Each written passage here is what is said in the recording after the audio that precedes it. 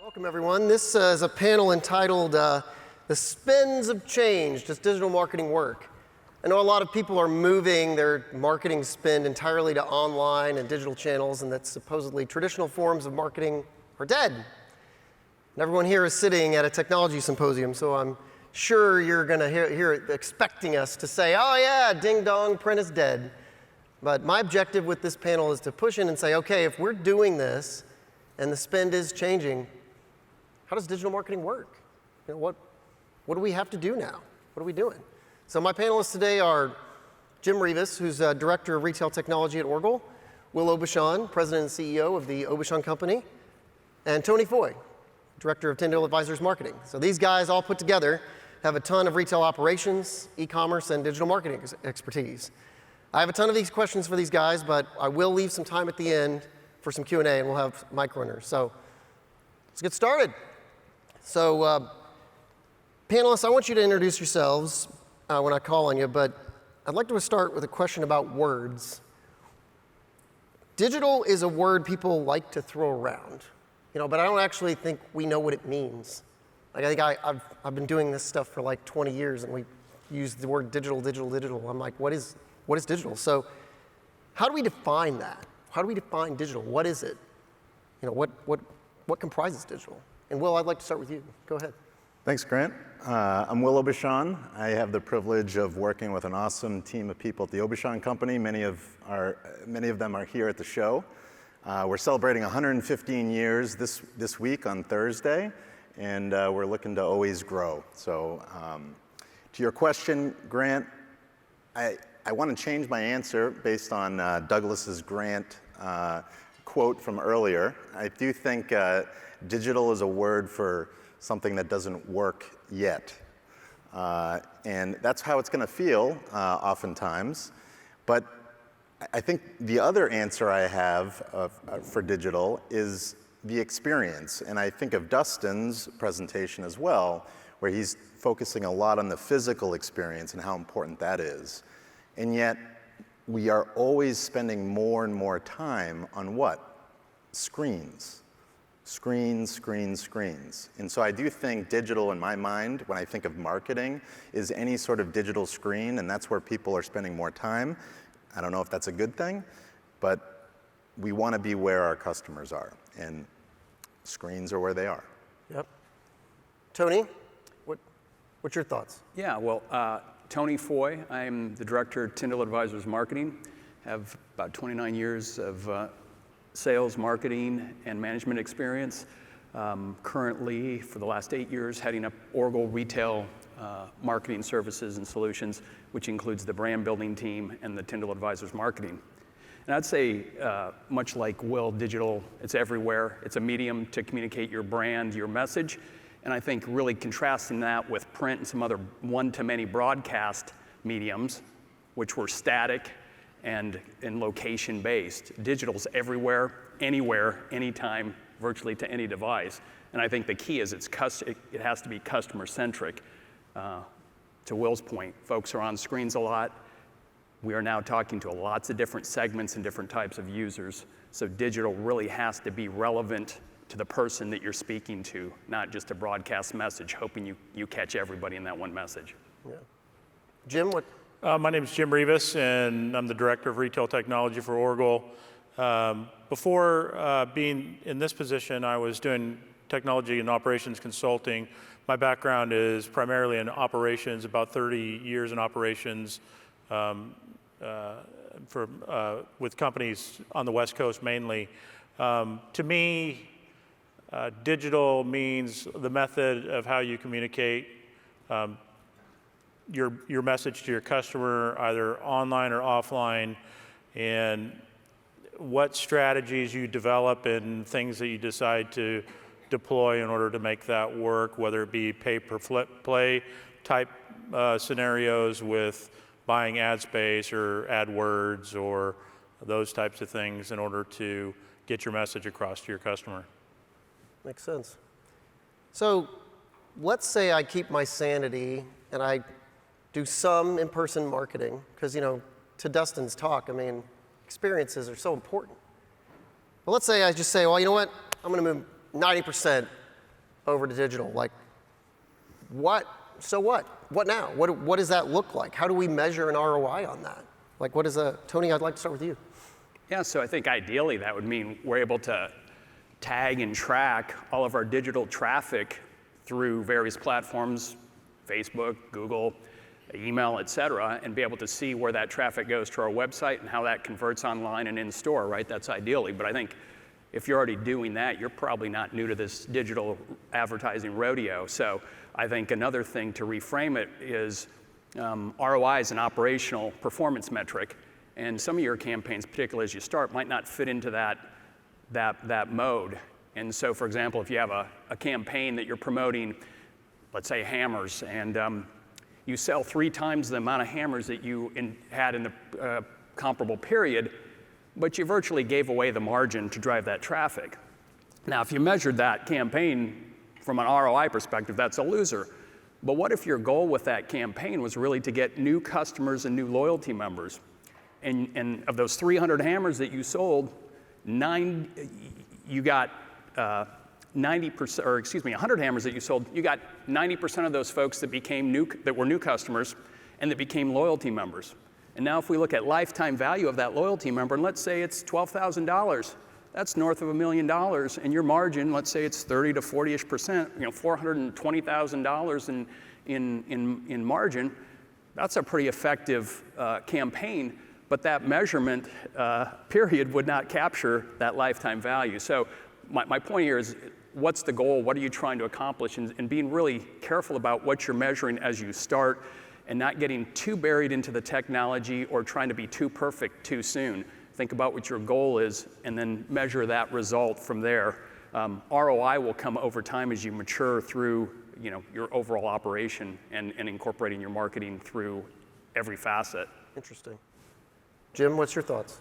I hear all the time, how people are dissatisfied with maybe their website traffic or what have you, and how people use their website, but they actually don't know. They don't know how customers use their website, because just because it didn't equal a transaction doesn't mean that you didn't achieve success. I think it's really important what Tony was talking about with the tagging of campaigns and what have you, because then you have a clear understanding of where your customer's coming into your site and where they're either leaving your site or transacting either on your site or in your store.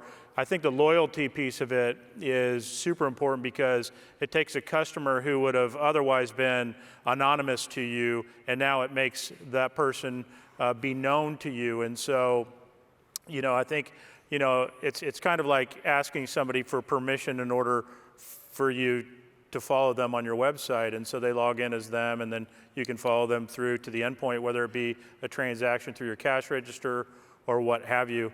But just because they're not transacting and closing on your website doesn't mean that you're failing in e-commerce. You might actually be succeeding in e-commerce, just in a different way of where the customer's endpoint is.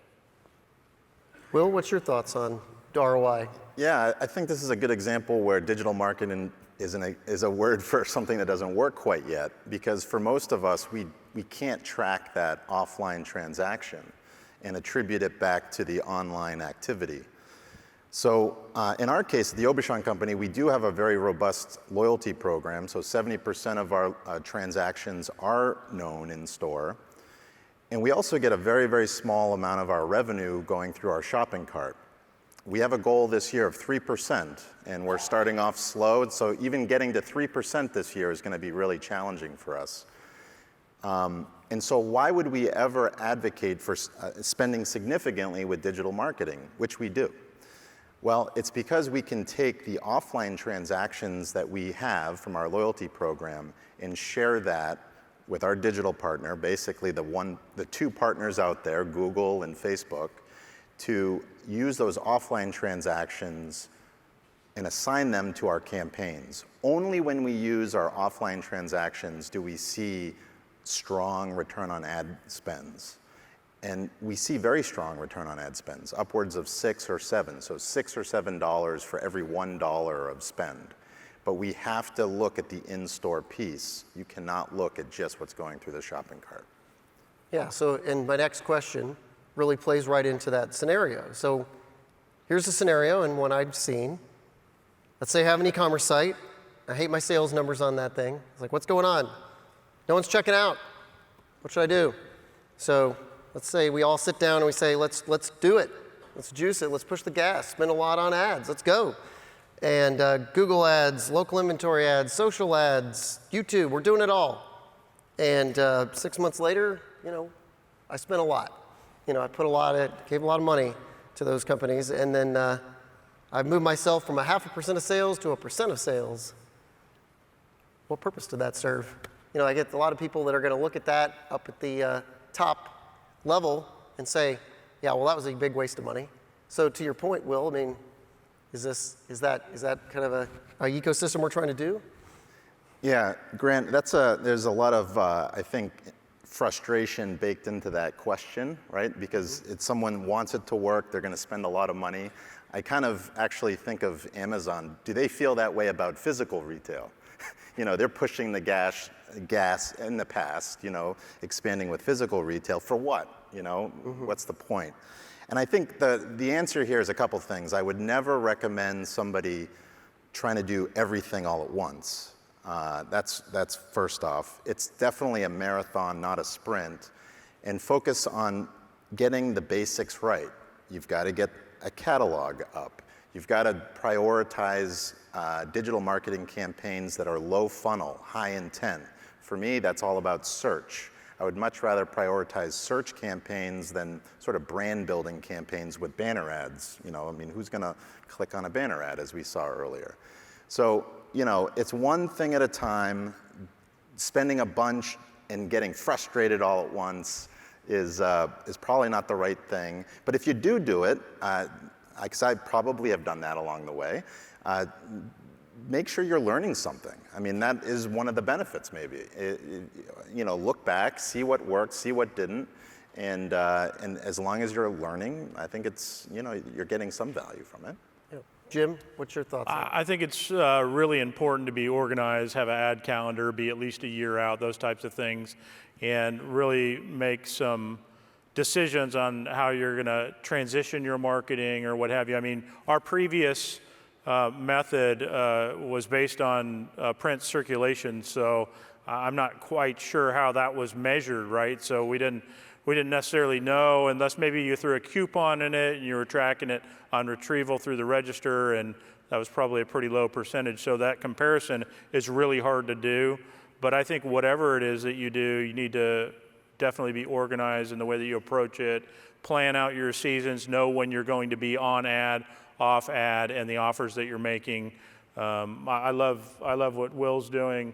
It's almost like segmenting out customers in order to offer them in different ways and treat people differently based on how they're behaving, on whether they want to be a loyalty customer or not, right? Because you have a lot of people out there that are trying to erase their digital footprint right now, so that can be effective for sure. What's your thoughts on throwing everything at the wall, Tony? Well, I think if the question is, I don't see my e-commerce revenue as high as I want it to, I think there's a couple things. One, which is a lot of strategies that we've seen that are working are kind of to and through your e-com site to your physical store, right? So it's not to have all those conversions online. Obviously, great if you can get those, but that's not always what your customer wants.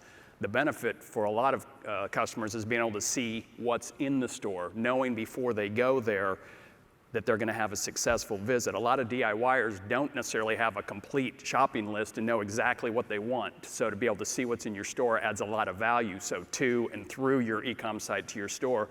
I'd say the other thing with that is, it's pretty clear 49% of folks, according to Google, do want to see that information. And so there's a lot of other factors, your convenience of your store location, the service, there's a lot of other drivers other than just price.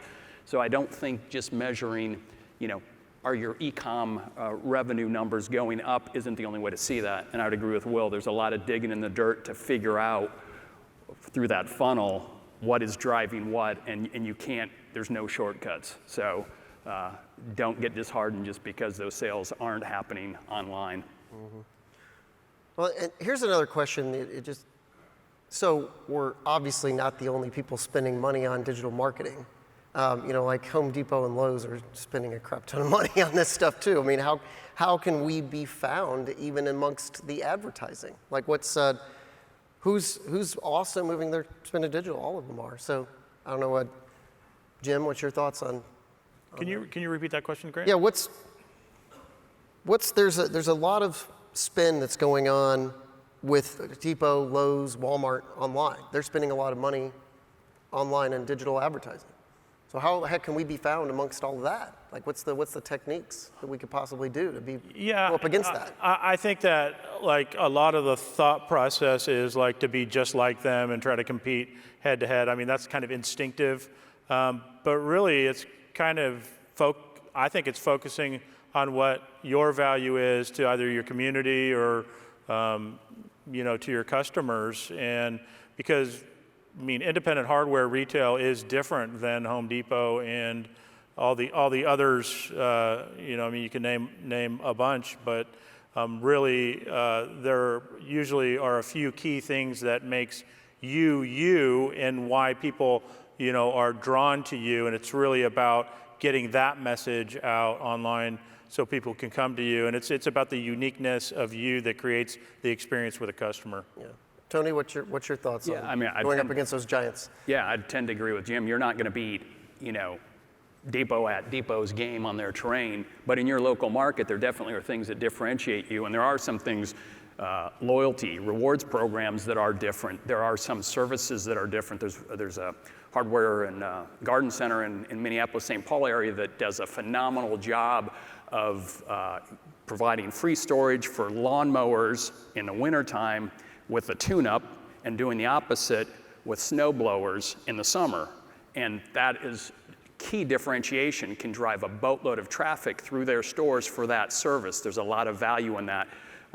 Anything that's going to differentiate your brand and who you are, that's where you want to show up in the top of search. The other is being there, that presence, knowing you have the product. A lot of it is convenience.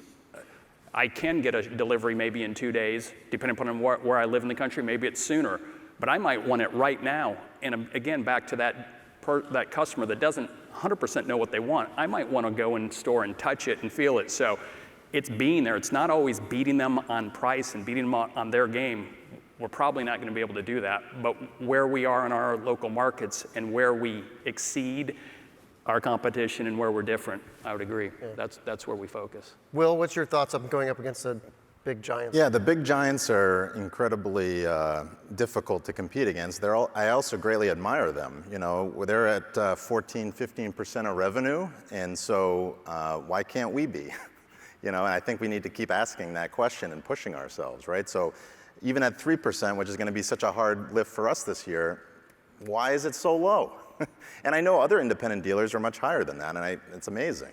So anyways, you can't compete, though, head-to-head. There's a couple of things that we do at the Aubuchon company. Number one, we don't ship any product. So we are making the choice of keeping it highly local, which ties into my second point.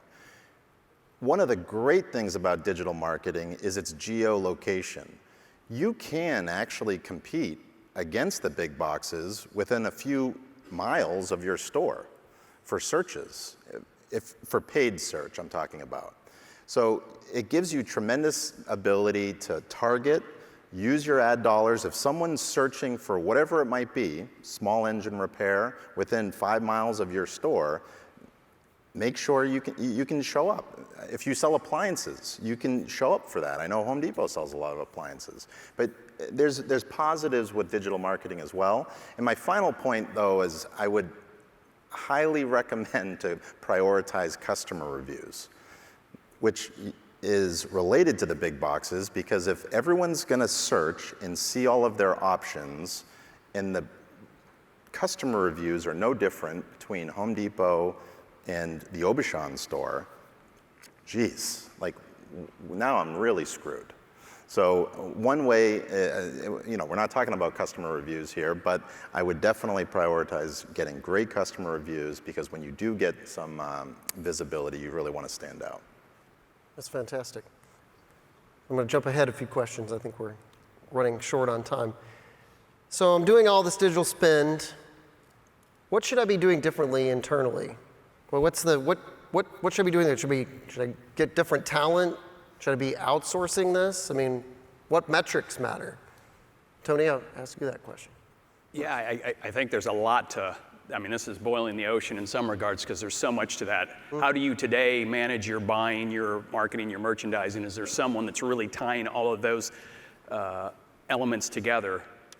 Because it's even a little more complicated in the digital world with e-commerce. So making sure you have a person that can facilitate kind of that marketing as well as the promotional items, the scheduling, tying that together with how you merchandise in store and how you do that online. I think that's critical, making sure you have that. In terms of actually creating your strategy and your content, let alone executing that, do you have the folks that understand the platforms today, that are familiar with Meta, that are familiar with Google Ads?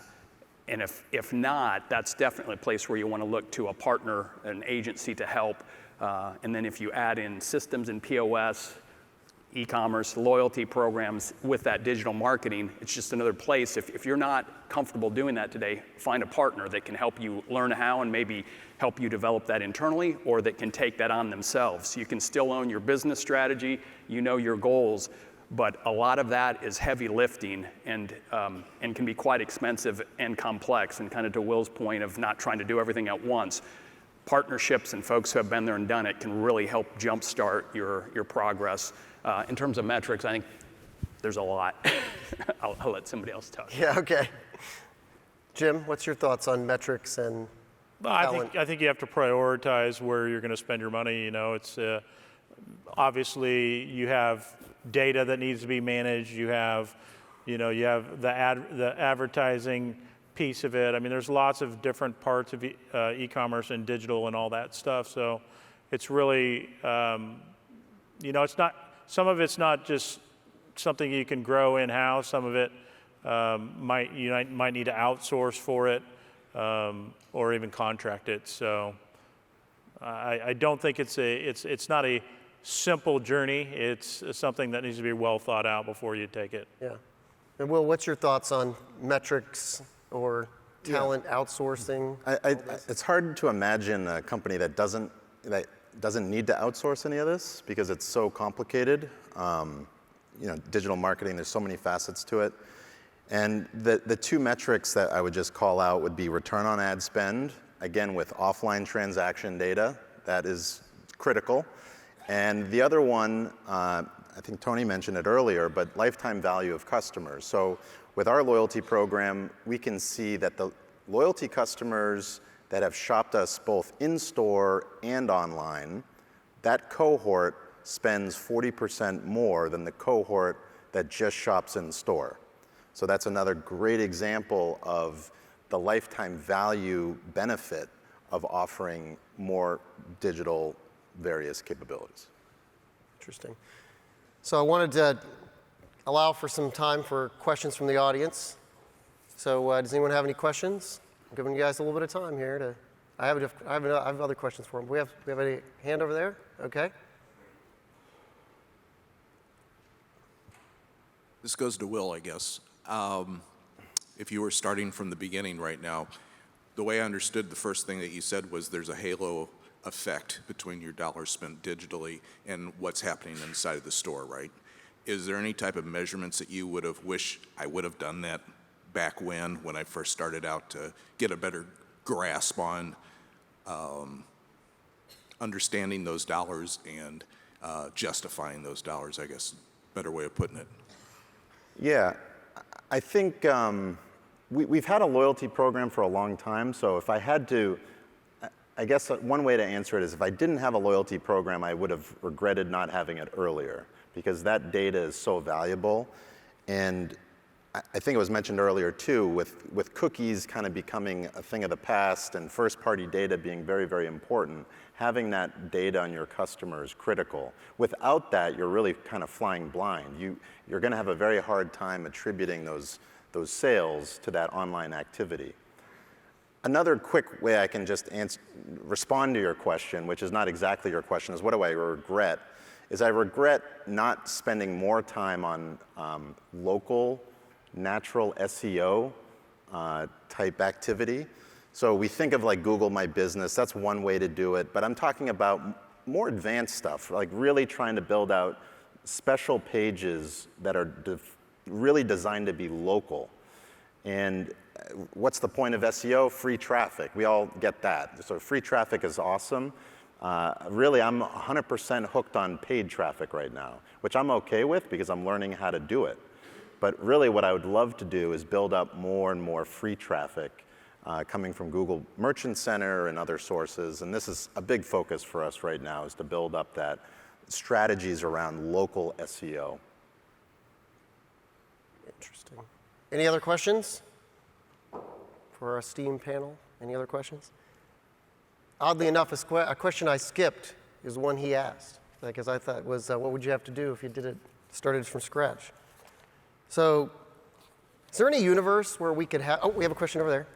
Would you encourage the mom and pop stores to put the more dollars into the digital marketing versus trying to grow their box store, not a box store, but their brick and mortar, to try to, compete against Lowe's and Home Depot that's 2 miles down the road? So the question was, would you encourage putting money into digital marketing when they have a big box store just right 2 miles away, kind of thing?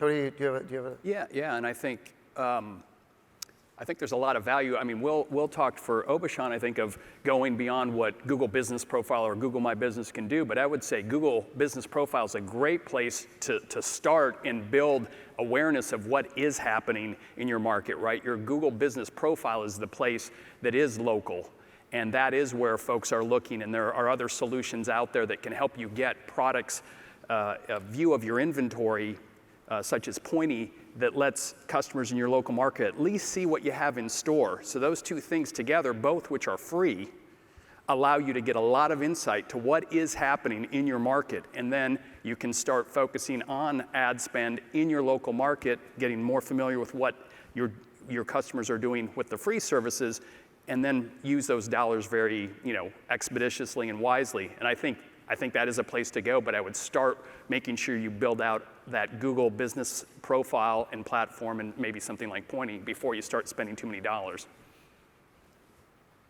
And I think Tony would say that even if they weren't sponsoring the symposium, so. I would. It's a great product. Any other questions? Okay. Well, I want to thank Will, Jim, and Tony. If you guys can give the round of applause for these guys. Really appreciate it. Thank you. Appreciate it, guys.